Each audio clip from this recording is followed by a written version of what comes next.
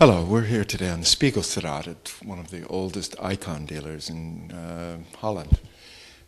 With us today is the second generation of icon dealers in this location, Ferenc Tóth. He's going to tell us a little of the fascinating history of icons. Ferenc, could you tell me first a little of the history of icons themselves? Yes. First of all, I have to explain what the word icon means. The meaning of the word icon is portrait or likeness, and it comes from a Greek word icon. When you look at the icons, they date from the 6th century. But the origin of these icons go back to the ancient world, where there were already portraits, let's say icons. I will give you just two small examples. The first one was the portrait of the divine emperor. During the feast days, the people they carried on panels the portrait of the divine emperor. The reason for this was that when you looked at the small panel of the divine emperor, you not only looked at the panel, no, you looked at him as he was really there. That was the meaning of the panel of the divine emperor. The second part, or the second example, is the funerary portraits. These funerary portraits came from the Fayum Delta. If you look at these funerary portraits, they were made by the encaustic technique. This technique is a mixture of wax and paint, and they burned it with a red-hot iron into the wood, and they made out a portrait of it. This piece of wood, they or carry it around, or they put this piece of wood on the head of the dead people, so that they had a visible contact with the dead people.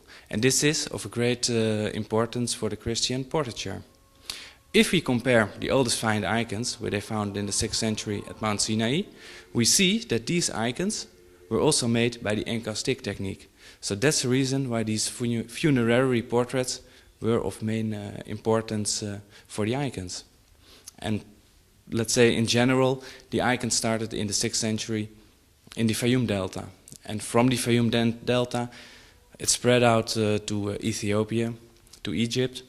From Egypt it went to Syria, and then slowly to Greece, to the Byzantine, and then in the 10th century in Kiev it entered into Russia. So there it came in Kiev. Let's say Kiev is the original spot in Russia where we found the first icons in that country. And from Kiev it spread out all over Russia. First it went to Vladimir Suzdal, then to Novgorod, to Pskov, to Moscow, and so all over Russia till today. So that is just in general how the icons came from the Fayum Delta to Russia. I can tell that in a few hours, but I think it will be too much to tell the whole detailed story. So in general, it started the 6th century till today in Russia. Now your specialty here really is Russian icons. Why are those so special? For me they are special because I grew up with these Russian icons. And my point of view, they are more conservative, the Russian icons, not so extended. I like the soberness and the inside power of a Russian icon. Now what did the Russian people use these icons for? They used these icons, that's my point of view. It was a visible reminder for the invisible belief. You can compare it here in Holland. We use the Bible to get deeper into the love, into the belief. And the Russian people, they used an icon to achieve this point. Now in your collection you have, as I've noticed, a wide variety of motifs or different images that are conveyed here. Could you tell us a little about some of those? You can compare them into two groups. The first group is the narrative icons, on which the story is. But you have also a mediative icon, on which one saint is depicted. And for example, I have here a Saint Nicholas icon. Saint Nicholas, he is the protecting saint of Russia, and he's one of the most important saints for whole Russia. He was the bishop of Myra and lived in the 4th century. For me, Saint Nicholas is my favorite saint. Although, to be honest, he's also the protecting saint of the youth, the protecting saint of the house and of the family. And the Russian people, they loved Saint Nicholas. Not because they get a lot of presents at his birthday, the 6th of December, but also that he was the protecting saint of their house. And each believer had in their holy corner 3 icons. That was a Christ icon, a Mother of God icon, and a Saint Nicholas icon. That was the basic of their collection, let's say their collection. And they had, the Saint Nicholas always moved to the front door. You probably ask, why to the front door? Because he's the patron saint of the house. When he was at the front door and people entered the house, they first greeted the Saint Nicholas icon and then the host and the hostess. And that's also the reason why he's so important for the Russian people. Well, let me ask you, looking at this particular icon, there are a number of figures that are around the outside. Could you explain a few of those? Yes, this is typical the family icon, because Saint Nicholas is surrounded by some different saints. For example, the 3 above, central, the Christ, the Mother of God, and Saint John. It's called the Deiesis. This is the prey. On the left side, the Archangel Michael. The right side, Archangel Gabriel. The apostles Peter and Paul. The 3 church fathers, Basileus, Gregorius, and Johannes. And also the bishop Athanasius. Down, it's the bishop Antipas. Antipas is the protecting saint of the dentists. Then Florus and Laurus, they are the protecting saints of the cattle. Then Elijah, he was always asked for fire. And Artemis, he was once hurt by the fire. So these are all depicted saints from the family. They are always painted on request on the icon. Now this icon that we're looking at right now is from what century? It is early 17th century. And you can see it like, when I compare it with a 19th century icon, the 19th century icon is more, they use more colors. For this icon, they painted it with their soul. The soul and the love during the centuries is interwoven with this icon. Now in it, it conveys the Saint Nicholas. Yes. Was there a school of painters that just specialize in St. Nicholas and another school? How were the schools of icon painters divided up, and did they have names? Yes, for example, this icon has got a Novgorod influence in it. It's one of the famous icon painter schools from Novgorod. It isn't particular a Novgorod icon, because there are some provincial styles in this icon. But coming back on the question, there are no different schools who just painted the Saint Nicholas. All the schools, for example, the school of Moscow, the school of Pskov, of Yaroslav, they all painted it the Saint Nicholas, because he was a very important saint. Let me ask you a monetary question about this one. What is an icon of this nature valued at? The value of this icon is 65,000 guilders. And what makes them more or less valuable? It's first the quality of the icon, the depiction of the icon, and also how did they conserve the icon. I better prefer a fantastic 19th century icon than a bad 17th century icon, because then I have to restore it. And what is a restored icon? Is that an icon or is that a restored piece of wood? So it's very difficult to say, what is the point? It's a combination of 3 facts. It is the quality. How did they conserve it? Is it restored too much? And what is the depiction of the icon? Now, how did they make these? I mean, you say panel. It's obviously on wood. It is on wood, so you can see on the back side. It's typical wood. They always put in the wood a spunky, because the wood is curving. And this is to protect the wood against curving, otherwise it will burst. And on the wood, they put some textile, and on the textile they have the gesso. This is the white and the ground on the icon, to make the textile wet, so it will, how do they call that in English? Absorb to the wood. And on the wood there's then the gesso. Then they put on gold leaf on it, and while the gold leaf is so thin, they paint on the gold leaf.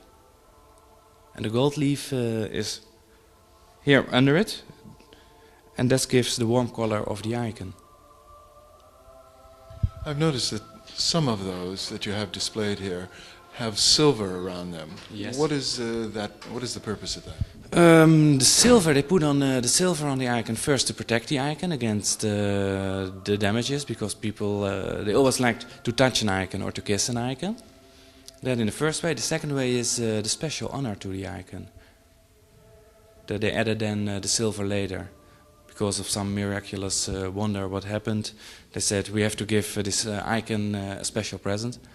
What kind of present can we give? We make a nice silver or a silver gilded cover for the icon, inlaid with some stones. Now you mentioned various schools of icon painting. What is the difference in these schools, and what are the schools? The schools, for example, one of the most famous icon painting schools is Palech. Palech is famous because of his miniature technique of painting the icons. Then you have Yaroslav, also a famous icon painting school. And then the older schools like Pskov and Novgorod and Moscow. But it's very difficult without any icon to show you the difference, because you have to see what the differences is. It's the same, you cannot learn these icons, the differences from a book. And when I have to tell it now, it's so difficult, because you have to see 5 icons from 5 different schools. And when you compare then the icons, then you see, yes, I now can see the difference. Because most times, a school from Moscow have some points from the school of Novgorod. They use the same style sometimes when the icon painters are changing their experience. Now the icon painters, here in the West we have Rembrandt, we have Michelangelo, we've named our painters. They're famous, they're almost like rock stars are today. Yes. Are there icon painters like that? In the past, there were. For example, one of the most famous icon painters was Rublev. Rublev, he made the Holy Trinity. Although no one had seen the Holy Trinity as such, in 1551 they made a dogma in the Russian Orthodox Church that the only prototype of painting a Holy Trinity was like Rublev did it. He made his masterpiece, and that was the Holy Trinity. And if you ask someone, can you tell me a famous icon painter? Then I think, let's say, 95% will say, yes, Rublev. But generally speaking, they don't have names. They don't have names, no. It's always an unknown kind of masterpiece what they make. I think each icon is a masterpiece in his own way. The one I prefer more than the other one. But that's, I think, your personal feeling about an icon. It is how you are emotionally involved with the piece. For example, this is my piece. This is fantastic. But when you ask me what is your opinion about the Mother of God, then I will say, technically, it's fantastic. But I won't have it at home. Because I'm not personally involved with that icon. But with St. Nicholas, yes. Now you showed me in your pocket you carry around with you a small icon, a traveling icon, if you will, and you have some of those displayed. Yes. What's the difference of that? The traveling icon, as you can see, it's the same depiction as in brass as on wood. It's called a traveling icon because the believer had it in his pocket during the travel. Because when you see this big icon, I cannot put it in my pocket. I would love to. But this is easier to carry with me. And this is also for also a reminder during the travel for the invisible belief for the believer. So it helps him during difficult times to pray to the icon. So it will help him with his mission. Now there was a difficult time in Russia that obviously affected the icons, the communist regime. Yes. What effect did that have on icons in Russia? During the communism regime it was forbidden to have the icons, but we all know that the people had the icons. It's a part of their culture, part of their tradition. So everyone, and I think the communists too, had their holy corner at home where they have their own icons. But in general it was forbidden. But nowadays they are rehabilitating the whole country. So I think now the Russians are a little bit hypocrite, because now they say these beautiful icons have to go back to Russia. But I have a picture in the back of my shop. It's very interesting to see how they strip off all the silver covers from the icons, and then they destroy the icon during the communism period. So first they behave like, let's say, like animals with these icons, and now they are begging, please give my beautiful icon back. I think the Russians must be happy with us, that we are keeping these icons in such a good condition as we are doing it here. So from my point of view, it's a little bit hypocrite what they are doing. What kind of people collect icons? I hope you wouldn't ask that question, because that's the most difficult question what people can ask me. If you look in my collection, I have in all price ranges icons. So from the whole population, everybody is buying icons. It starts at a couple of hundred guilders, up till 65,000 guilders. So there's a very, very large population who can collect icons. Sometimes it just starts with a small traveling icon. But for me, there's no difference between a traveling icon or a wooden icon, because it has got the same, how must I say that? It has got the same expression, and also the same religious worth in the icon. Even if it's just a small traveling icon or a big icon, it is the same. Now, in this day of secular belief systems, where we believe more in the mark on your shirt than we do in... Yes. Do you think that people find religious solace in these icons? Sometimes yes, sometimes no. Depends on your personal interest.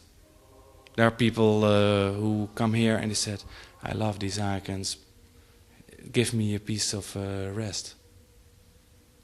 And other people say, an icon? I don't like it because of my education from the past. I said, I never will have an icon. And then when I start to tell about icons, they said, you have a totally different point of view on the icons. Now, I can imagine why someone will have an icon at home. And most times you see that they walk out the shop with an icon. Not the first time, but it has to grow. It could be the 10th or the 12th time. But then they have another view on the icon than what they had in the past. I certainly do. Thank you very much for telling us about icons. You're welcome.